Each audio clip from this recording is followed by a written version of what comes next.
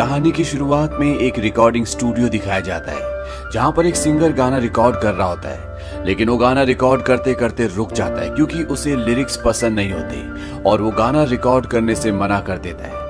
हालांकि इसका जो डायरेक्टर होता है वो चाहता है कि वो गाना रिकॉर्ड करे क्योंकि ये सिंगर बहुत फेमस है, लेकिन वो ऐसा करने से मना कर देता है। अब जब ये दोनों गाड़ी से वापस जा रहे होते हैं तो सिंगर डायरेक्टर को बोलता है कि अगर तुम चाहते हो कि मैं तुम्हारे लिए गाना गाऊं तो मुझे एक अच्छा गाना चाहिए जिसके लिरिक्स, जिसके बोल बहुत अच्छे हो। अब यहाँ पर जो ड्राइवर होता है वो कहता है कि मेरे पास एक सीडी है जिसमें गाना है, क्या आप सुनना चाहोगे? डायरेक्टर कहता है कौन सा गाना? वो कहता है कि एक फ्लॉप गाना है। हालांकि डायरेक्टर मना कर देता है, लेकिन सिंगर कहता है कि हाँ मैं सुनना चाहूंगा। और जब वो गाना सुनता है तो उसे गाने के लिरिक्स बहुत पसंद आते हैं।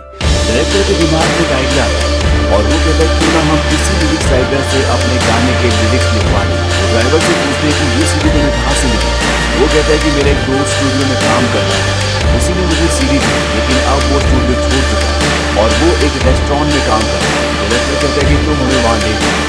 और ये तीनों की तीनों वहाँ उस जगह पहुँच जाते हैं जहाँ पर वो आदमी काम करता है जिसने ये सीडी ड्राइवर को दी। वहाँ जाकर इन्हें पता चलता है कि जिस लड़की ने इस गाने को लिखा था उसका नाम केट था, लेकिन स्टूडियो में काम करने वाले एक लड़के जिसका नाम कार्ल होता है, उसके जॉब छोड़ने के बाद ही केट ने भी जॉब छोड़ दिया था। यहाँ पर जो सिंगर और डायरेक्टर है दोनों के दोनों कार्ल को जानते हैं और ये उस आदमी से पूछते हैं क्या कार्ल उस लड़की को जानता था? वो कहता है कि कार्ल उससे बहुत प्यार करता था। ये पूछते हैं कि कार्ल कहाँ है? वो आदमी बताता है कि कार्ल और केट अभी दुनिया में नहीं, दोनों के दोनों मर चुके हैं। ये सुनकर ये दोनों हैरान हो जाते हैं। उस आदमी से पूछते हैं कि हुआ क्या था? वो आदमी कहता है कि बहुत लंबी कहानी है और अब पूरी कहानी फ्लैशबैक में चली जाती है। वहाँ पर हाई स्कूल की एक लड़की को दिखाया जाता है जिसका नाम केट है। वो सिगरेट पी रही होती है और वहीं पर एक लड़का जिसका नाम कार्ल वो रनिंग कर रहा था। ये दोनों एक दूसरे को मिल जाते हैं और कार्ल रनिंग करके थक गया होता है, इसीलिए वहीं पर एक बेंच पर वो लेट जाता है। केट कार्ल के सामने आती है और वो सिगरेट का धुआं उसके मुंह पर फेंकती है और तभी केट सामने देखती है और उसके पास जो सिगरेट होती है वो कार्ल के होंठों पर लगाकर वहां से निकल जाती है। कार्ल को कुछ भी समझ में नहीं आता कि ये क्या हुआ। तभी कार्ल को पीछे से आवाज आती है और जब कार्ल पीछे देखता है तो वहां पर उसका टीचर होता है और कार्ल को सिगरेट पीते हुए देखकर वो उसे बहुत बुरी तरह से मारता है। लेकिन कार्ल को बिल्कुल भी दर्द नहीं हो रहा होता, वो सिर्फ केट को देख रहा होता है। उसे केट को देखकर पहली नजर में प्यार होता है। केट उसे बाइक लेकर वहां से चली जाती है, लेकिन बाद में वो कार्ल के पास आती है और उसे मरहम भी लगाती है। इसके बाद ये फैसला करते हैं कि ये दोनों साथ में रहेंगे क्योंकि ये दोनों अनाथ हैं। केट कहती है कि हम दोनों अपने नाम बदलेंगे। कार्ल केट को क्रीम नाम देता है क्योंकि वो उसे आइसक्रीम की तरह मीठी और क्रीम की तरह सॉफ्ट है और केट कार्ल को नाम देती है सिर्फ केट। ये दोनों साथ रहते हैं और अब बहुत खुश हैं। इन दोनों के बीच में दोस्ती बहुत गहरी हो जाती है। इन दोनों के बीच में बहुत सारी चीजें कॉमन होती है। दोनों को नूडल्स खाना पसंद है, बारिश में कॉफी पीना, म्यूजिक सुनना पसंद है और इन दोनों को ही स्कूल बिल्कुल भी पसंद नहीं है। धीरे धीरे वक्त बीतता है और इनका स्कूल खत्म हो जाता है। के को क्रीम की हर एक चीज बहुत अच्छी लगती है, वो उससे बहुत प्यार करता है, लेकिन ये भी सच है कि के क्रीम को ये बात कभी नहीं बता सकता क्योंकि उसे कैंसर है और कभी भी उसकी तबीयत खराब हो सकती है। हालांकि क्रीम को इस बारे में कुछ भी पता नहीं होता। ये दोनों एक साउंड स्टूडियो में काम करते हैं जहां पर क्रीम लिरिक्स लिखती है और के रेडियो के शोज को मैनेज करता है। यहाँ पर एक सिंगर आती है जिसे आज अपना गाना रिकॉर्ड करना है और इसके लिरिक्स क्रीम लिख रही होती है। ये सिंगर गाना गाने में बिल्कुल भी अच्छी नहीं होती, लेकिन फिर भी डायरेक्टर चाहता है कि वो गाना गाए। डायरेक्टर क्रीम को बोलता है कि तुम्हारे लिरिक्स हमें पसंद नहीं आए, तुम्हें और भी अच्छे लिरिक्स लिखने चाहिए। इस बात पर क्रीम को गुस्सा आ जाता है और वो उन्हें कहती है तो फिर तुम खुद ही लिख लो, क्योंकि क्रीम जानती है कि उसके गानों में उसके लिरिक्स में प्रॉब्लम नहीं है बल्कि प्रॉब्लम सिंगर में है। वहीं दूसरी तरफ केट को दिखाया जाता है जो कि क्लिनिक में होता है। डॉक्टर उसे कहता है कि तुम्हारे पिता की मृत्यु भी इसी बीमारी से हुई और अब तुम्हें भी यही बीमारी है। इस बीमारी का कोई भी इलाज नहीं है। ये इसके बाद घर आ जाता है और वो देखता है कि वहाँ पर क्रीम रो रही है। वो केट से कहती है कि उन्हें मेरे लिरिक्स पसंद नहीं है। ये उसे अपने गले से लगा देता है। वो कहते हैं कि सब कुछ ठीक हो जाएगा। क्रीम केट से पूछती है कि अगर तुम्हें दोबारा जन्म मिला तो तुम क्या बनना चाहते? ये कहता है कि मैं इंसान नहीं बनना चाहूंगा, मैं अंगूठी, डायरी या चश्मा बनना चाहूंगा ताकि मैं हमेशा तुम्हारे पास रह सकूं। यहाँ पर क्रीम केट से ये भी पूछती है कि तुम्हारी जिंदगी का कोई ऐसा डार्क सीक्रेट है जो तुम मेरे साथ शेयर करना चाहते हो। ये कहता है कि मैं तुम्हें बहुत पसंद करता हूँ। क्रीम पूछती है क्या तुम्हारी कोई ऐसी विश है जो तुम चाहते हो कि पूरी हो जाए। वो कहता है कि हाँ, मैं चाहता हूँ कि तुम्हें कोई ग्रेट गाय यानी कि बहुत अच्छा लड़का मिलता, तुम मुझसे शादी कर लो। क्रीम कहती है क्या मैं तुमसे शादी नहीं कर सकता। ये कहता है I am not a great guy. वो उसे सच्चाई नहीं बताता कि उसे कैंसर है, हालांकि कि उससे अपनी जान से ज्यादा प्यार करता है। अगले दिन जब ये घर पर बैठे तो ये क्रीम की पैर की उंगलियों को देखकर कहता है कि तुम्हारे पैर का अंगूठा सबसे बड़ा है, इसका मतलब ये है कि तुम्हारी मॉम तुमसे ज्यादा जी।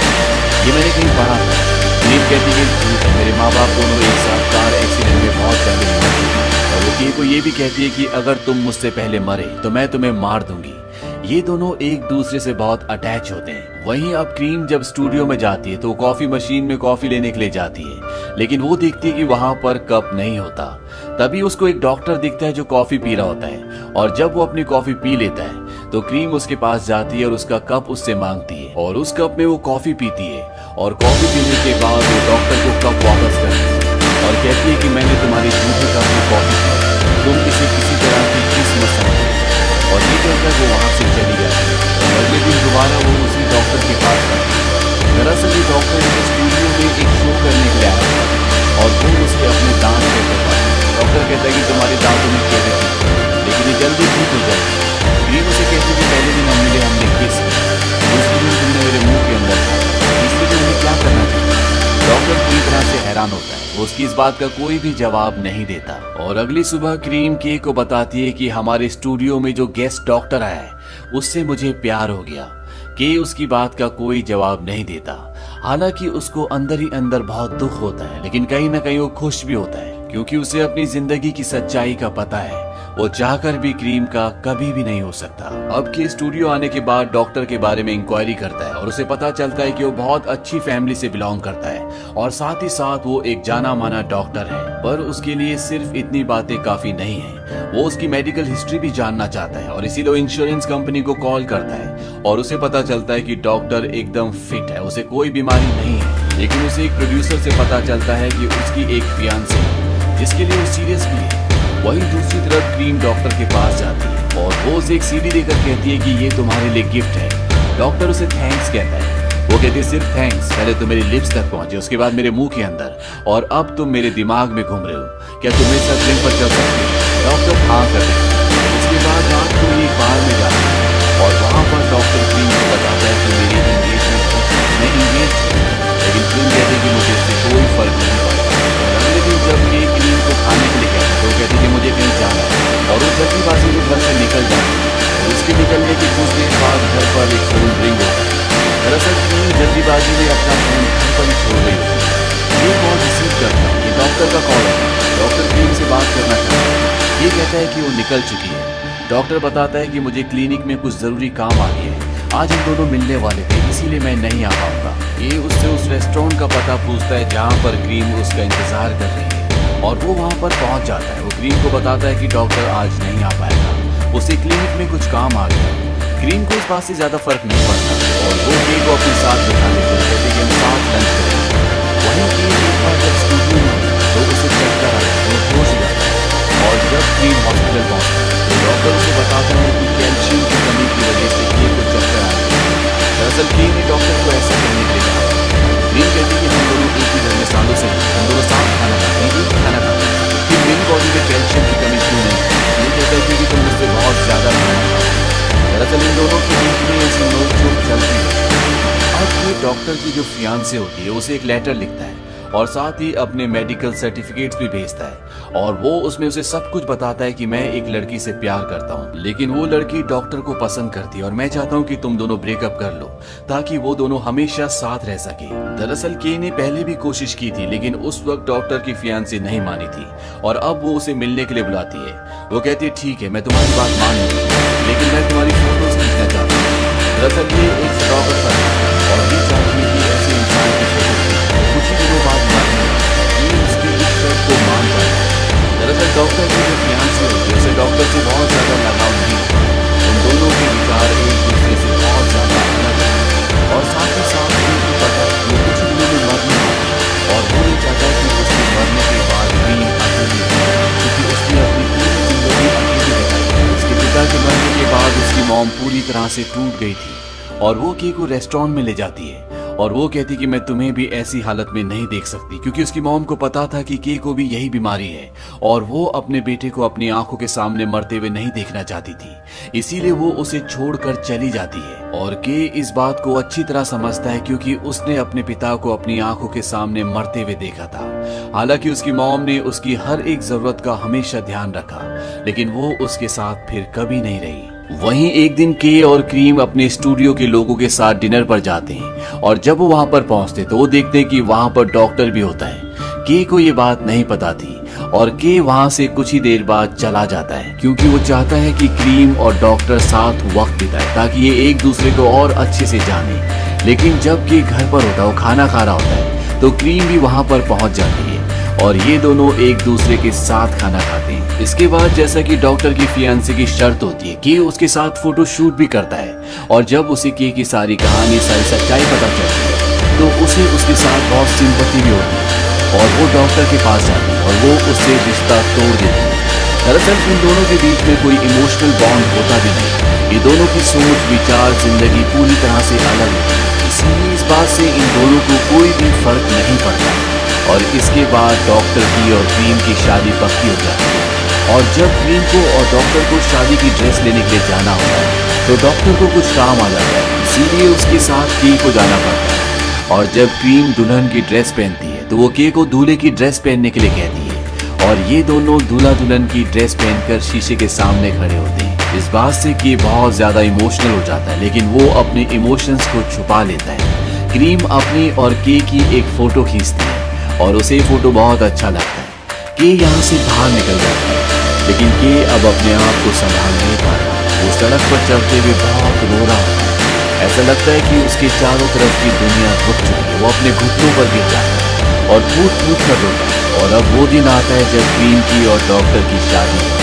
के क्रीम का हाथ पकड़कर उसे उस जगह तक ले जाता है जहाँ पर चर्च के फादर और डॉक्टर है और वो क्रीम का हाथ डॉक्टर के हाथ में देकर वहाँ से निकल जाता है।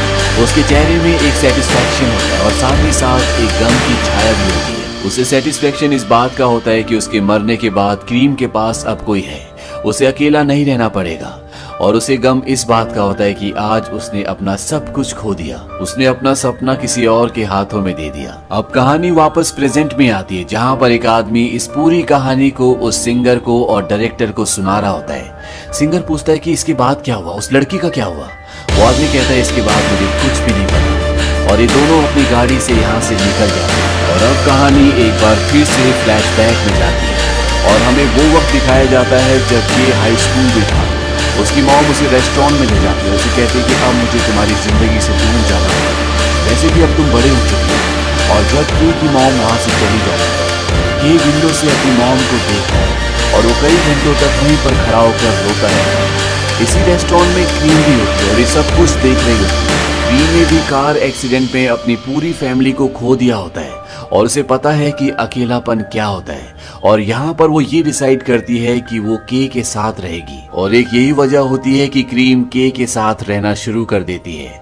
इसके बाद धीरे धीरे इनकी दोस्ती बढ़ जाती है और कई सालों के बाद एक सुबह जब क्रीम अपने लिरिक्स लिख रही होती है तो उसे कुछ भी समझ नहीं आ रहा होता, वो कंसंट्रेट नहीं कर पा रही होती। उसे याद आता है कि के विटामिन्स की पिल्स लेता है और उसने कहा होता है कि इन पिल्स को खाने के बाद वो अच्छे से फोकस कर पाता है, इसीलिए के भी उसकी पिल्स को खा लेती है। लेकिन इसके बाद उसकी हालत बहुत ज्यादा खराब हो जाती है और वो उन पिल्स को लेकर डॉक्टर के पास जाती है। डॉक्टर उसे बताता है कि विटामिन्स की पिल्स नहीं है, बल्कि ये वो पिल्स है जो कैंसर के उन मरीजों को दी जाती है जो कैंसर के लास्ट स्टेज पर होते हैं, यानी कि उनकी जिंदगी के अब ज्यादा दिन नहीं बचे। ये सुनकर वो पूरी तरह से टूट जाती है और जब वो क्लिनिक से बाहर निकलती है तो उसके चारों तरफ अंधेरा होता है और उसे वो कार दिखाई देती है जिसमें उसके पूरे परिवार का एक्सीडेंट हो गया था, जिस कार में उसने अपने पूरे परिवार को खो दिया था।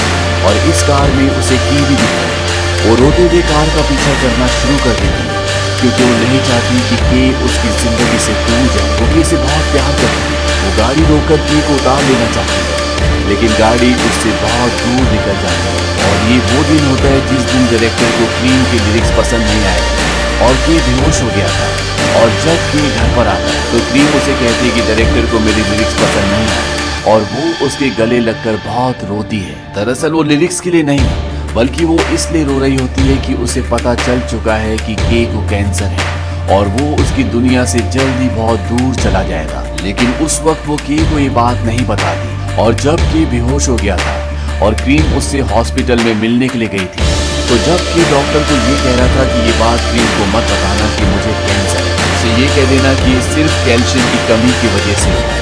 दरअसल उस वक्त क्रीम क्लिनिक के बाहर होती है और उसने सारी बातें सुन ली होती और वो समझ जाती है कि के नहीं चाहता कि क्रीम को ये बात पता चले, इसीलिए वो भी ये फैसला करती है कि वो के आगे कभी जाहिर नहीं होने देगी कि उसे पता है कि उसे कैंसर है। और वो डॉक्टर से भी अफेयर इसलिए करती है क्योंकि के की इच्छा थी कि उसकी जिंदगी में कोई अच्छा लड़का है जिससे वो शादी कर ले। हालांकि डॉक्टर से वो कभी भी प्यार नहीं करती थी, इसीलिए जब डॉक्टर उसे बताता है कि उसकी फियांसे है तो क्रीम कहती है कि उसे कोई फर्क नहीं पड़ता क्योंकि वो के की जिंदगी की जो आखिरी इच्छा होती है उसे पूरा कर रही होती है। एक और सीन में जब स्टूडियो का पूरा स्टाफ डिनर कर रहा होता है और वहाँ पर डॉक्टर भी होता है और के वहाँ से चला जाता है, तो क्रीम उसे देख रही होती है और तभी के पैर लड़खड़ा जाते हैं। वो सड़क पर एक बॉक्स से टकराता है। क्रीम एकदम से खड़ी हो जाती है और वो भी वहाँ से निकल जाती है। वो के पीछे पीछे चल रही होती है और वो अपने आप से अंदर ही अंदर बात करती है और ये फैसला करती है कि अगर के ने पीछे मुड़कर देखा तो आज वो उसे सब कुछ बता देगी कि उसे सब कुछ पता है और वो उससे कितना प्यार करती है। लेकिन के पीछे मुड़कर नहीं देखा। वहीं एक बार क्रीम ने के से ये पूछा होता है कि शादी क्या है, तो के उसे बताता है कि जब दो लोग एक ही सांचे में पूरी तरह से ढल जाए, उनकी हर चीज एक हो जाए तो उसे शादी कहते हैं। क्रीम कहती है इसका मतलब हम शादीशुदा हैं क्योंकि इनकी जिंदगी ऐसी होती है। के कहता है कि ऐसा नहीं होता, शादी करने के लिए सारे रीति रिवाजों को फॉलो करना पड़ता है। और ये वो लम्हा होता है जब क्रीम ये डिसाइड करती है कि वो डॉक्टर के साथ शादी कर लेगी क्योंकि वो के साथ हर उस लम्हे को जीना चाहती है, हर उस तरह से जीना चाहती है जिस तरह से वो तब जीती जब इन दोनों की शादी होती। इसीलिए जब वो अपना वेडिंग ड्रेस लेने के लिए जाती है और के भी उसके साथ जाता है तो वो के को दूल्हे की ड्रेस पहनाती है और साथ ही साथ वहाँ पर एक फोटो भी खींच लेती है। और के जब वहाँ से चला जाता है तो क्रीम बहुत रोती है, वो पूरी तरह से टूट जाती है। लेकिन वो अपना दुख अपना गम के को नहीं दिखाती क्योंकि वो जानती है कि अगर उसे पता चल गया कि उसे सब कुछ पता है तो उसे बहुत दुख होगा। और शादी से एक दिन पहले के क्रीम को कहता है कि मैं तुमसे प्यार करता हूँ।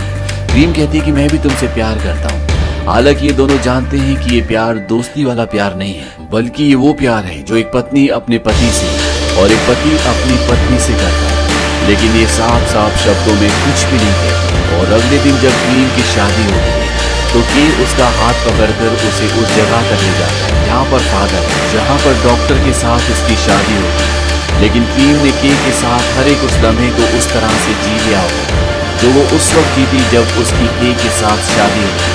वो कहती है हमने असल में शादी कर ली है। डॉक्टर से शादी होने के बाद क्रीम उसके साथ रह नहीं पाती और वो वापस के पास चली जाती क्योंकि के बीमार होता है और जब तक उसकी मृत्यु नहीं हो जाती वो उसी के साथ रहती है। दरअसल के की आखिरी इच्छा थी कि क्रीम की शादी हो जाए और उसने उसकी उसी इच्छा को पूरा किया होता है। लेकिन जब की मृत्यु हो जाती है क्रीम भी उसके बिना नहीं रह पाती और वो भी खुदकुशी कर लेती है। लेकिन यहाँ पर एक ऐसी बात होती है जिसके बारे में न के को पता होता है न क्रीम को।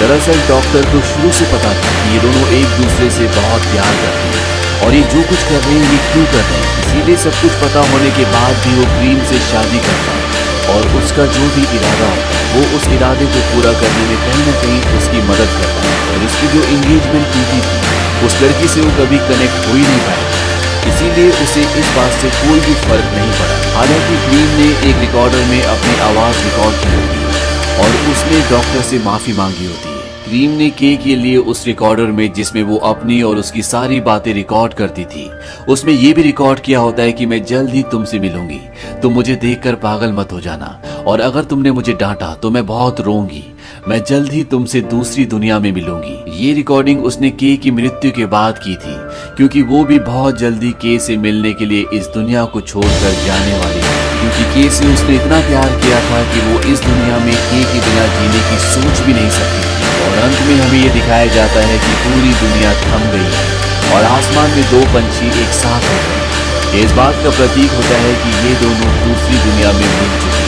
वहीं प्रेजेंट टाइम में वो सिंगर जो क्रीम से लिरिक्स लिखवाना चाहता था वो उसी के पुराने लिखे हुए एक लिरिक्स पर गाना गा रहा था और इसी के साथ ये कहानी खत्म हो जाती है। ये कहानी हमें रिश्तों की जिम्मेदारी के बारे में, एक दूसरे के इमोशंस के बारे में सिखाती है कि कैसे इंसान को एक दूसरे के लिए जीना चाहिए, एक दूसरे की खुशियों का, उनके गम का, हर एक चीज का ध्यान रखना चाहिए, जो कि आम जिंदगी में नहीं होता। जिस तरह की क्रीम की हर एक खुशी का ध्यान रखता है, वो अंदर ही अंदर घुट रहा होता है, लेकिन वो अपना दर्द कभी भी क्रीम के आगे जाहिर नहीं करता। और ठीक ऐसे ही क्रीम भी कर रही होती है। और वहीं डॉक्टर को सब कुछ सच पता होते हुए भी वो इन दोनों का साथ देता है, क्योंकि यहाँ पर वो अपनी इंसानियत दिखाता है। वो दो प्यार करने वालों की आखिरी इच्छाओं को पूरा करना चाहता है। तो ये पूरा संदेश हमें इस फिल्म से मिलता है। ये एक कोरियन फिल्म है जो सन 2009 में रिलीज हुई थी।